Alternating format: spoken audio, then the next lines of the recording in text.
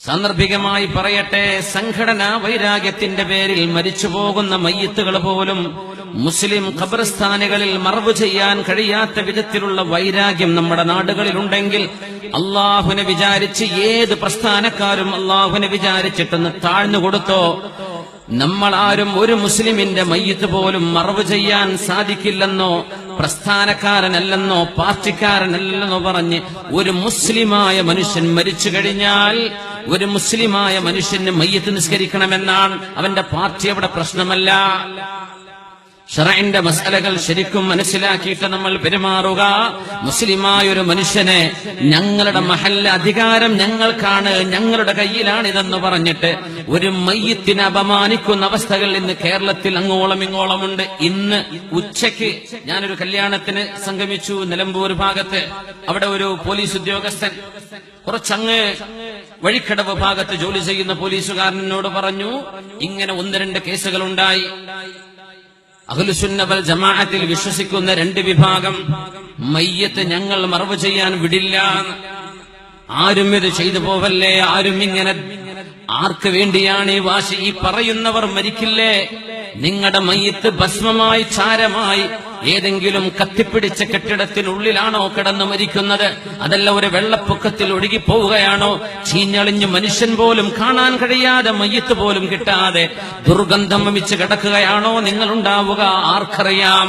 ഒരു മുസ്ലിമായ മനുഷ്യൻ നമ്മുടെ മഹല്ലിൽ മരിച്ചു കഴിഞ്ഞാൽ ഏത് നാട്ടുകാരനാണെങ്കിൽ പോലും, അങ്ങനല്ലേ, ഏത് നാട്ടുകാരനാണെങ്കിൽ പോലും അവൻ മുസ്ലിമാണോ അവൾ മുസ്ലിമത്താണോ, അവരുടെ ജനാസയെ കുളിപ്പിക്കലും കഫൻ ചെയ്യലും മറവ് ചെയ്യലും ആ നാട്ടുകാരുടെ ബാധ്യതയാണ്, ഹക്കാണ് എന്ന് പഠിപ്പിച്ച അല്ലാഹുവിന്റെ ദീനിന്റെ അഹ്ലുസുന്ന വൽ ജമാഅത്തിന്റെ അഖീദ വിശ്വസിക്കുന്ന അല്ലാഹുവിന്റെ ദീനിന്റെ നിയമങ്ങൾ അംഗീകരിക്കുന്നവരാണ് മുസ്ലിമീങ്ങളെങ്കിൽ ഏത് പാർട്ടി എന്നല്ല ഞാൻ പറയുന്നത്, ആരായിരുന്നാലും ശരി, ഏത് പ്രസ്ഥാനക്കാരായിരുന്നാലും ശരി, ശാസ്ത്രവും പരസ്പരമായ വൈരാഗ്യവും എന്തുണ്ടാവട്ടെ, അഭിപ്രായ വ്യത്യാസങ്ങൾ തമ്മിൽ തല്ലാനുള്ളതാണോ?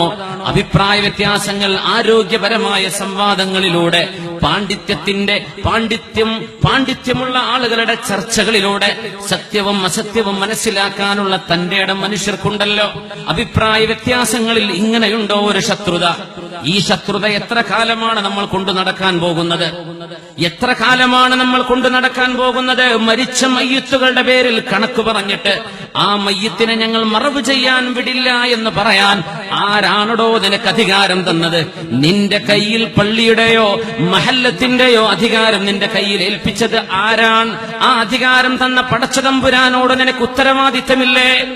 നമ്മുടെ നാട്ടിലെ നിയമപാലകന്മാർ അള്ളാഹുവിന്റെ ഈ ഭൂമിയിൽ നിയമം നടപ്പാക്കാൻ, അള്ളാഹുവിന്റെ ഈ ഭൂമിയിൽ സമാധാനം നിലനിർത്താൻ ലോകാലോകങ്ങളിൽ കാലാകാലങ്ങളിൽ നിയമപാലകന്മാർ ഉണ്ടായിട്ടുണ്ട്. അവർക്ക് അവരുടെ ജോലി നിർവഹിക്കാനും ഇടപെടാൻ പോലും അവരെ സമ്മതിക്കാതെ ഈ ഉമ്മത്ത് പരസ്പരം തമ്മിൽ തല്ലി നിൽക്കുന്നത് നമ്മുടെ സ്റ്റേഷനുകളിൽ, നമ്മുടെ കോടതികളിൽ കേസുകളായി കെട്ടിക്കിടക്കുമ്പോ നാണം തോന്നുന്നില്ലേ? സത്യവിശ്വാസികളെ, നാണം തോന്നുന്നില്ലേ? ഇന്നെന്നോട് സംസാരിച്ച പോലീസുകാരൻ അദ്ദേഹം പറഞ്ഞു, ഞങ്ങൾ പോലീസുകാർക്കിടയിൽ തന്നെ നാണക്കേട് ഞങ്ങൾക്ക്. മുസ്ലിമീങ്ങൾ 2 വിഭാഗവും അഹ്ലുസുന്നയിൽ വിശ്വസിക്കുന്നവര്, എന്നിട്ട് മയ്യിത്തിന്റെ പേരിൽ മറവ് ചെയ്യില്ല എന്ന് പറഞ്ഞപ്പോ സ്റ്റേഷനിലെ SI പറയുന്നത്, ഞാൻ എന്റെ ഉത്തരവാദിത്വത്തിൽ നിങ്ങൾ മറവ് ചെയ്തേക്കുക. എവിടെയെത്തി നമ്മുടെ കാലം? നമ്മുടെ മഹല്ലും മെഹ്റാബും നമ്മുടെ ജുമുഅയും ജുമുഅത്ത് പള്ളിയുടെ സംവിധാനങ്ങളും മഹല്ല് ഭരണവും എവിടെയെത്തി? ഇങ്ങനെ താറടിക്കാവതാണോ? അഭിപ്രായ വ്യത്യാസത്തിന്റെ പേരിൽ മനുഷ്യന്റെ ജീവനും മയ്യത്തിനും വിലയില്ലാതെ പോകുന്ന ഈ അഹങ്കാരത്തിന്റെ പ്രവർത്തനം ഇനി അവസാനിപ്പിച്ചില്ലെങ്കിൽ അല്ലാഹു റബ്ബുൽ ഇസ്സത്ത് അതിന് തടയായി നിൽക്കുന്ന മനുഷ്യന്മാരെ ഈ സമുദായത്തിന് മാതൃകയാകത്തക്ക വിധത്തിലുള്ള ശിക്ഷ കൊടുത്തിട്ടാണ് ഈ ലോകത്ത് കൊണ്ടുപോവുക. ബോധമുള്ളവർ മനസ്സിലാക്കുക. അതുകൊണ്ട് അഭിപ്രായ വ്യത്യാസങ്ങൾ മാറ്റിവെച്ചേക്കുക. തമ്മിൽ തല്ലാനുള്ള അല്ല അത്. കാലാകാലങ്ങളിൽ അഭിപ്രായ വ്യത്യാസങ്ങൾ ഉണ്ടായിട്ടുണ്ടല്ലോ ഈ സമുദായത്തിൽ. ഹക്ക് എവിടെയാണ്? സത്യം എവിടെയാണ്? എവിടെയാണ് വിജയം കിടക്കുന്നത്? ഏതാണ് തറവാട്? എവിടെയാണ് പണ്ഡിതന്മാർ നിൽക്കുന്നത്? എവിടെയാണ് സത്യസന്ധരായ ആളുകൾ നിൽക്കുന്നത്? ഇത് വേർതിരിച്ചു മനസ്സിലാക്കാനുള്ള തന്റെ ഇടം സാമാന്യ ജനങ്ങൾക്കുണ്ട് എന്നിരിക്കെ ഇതുപോലെയുള്ള വൈരാഗ്യം കാണിക്കേണ്ട ആവശ്യമുണ്ടോ?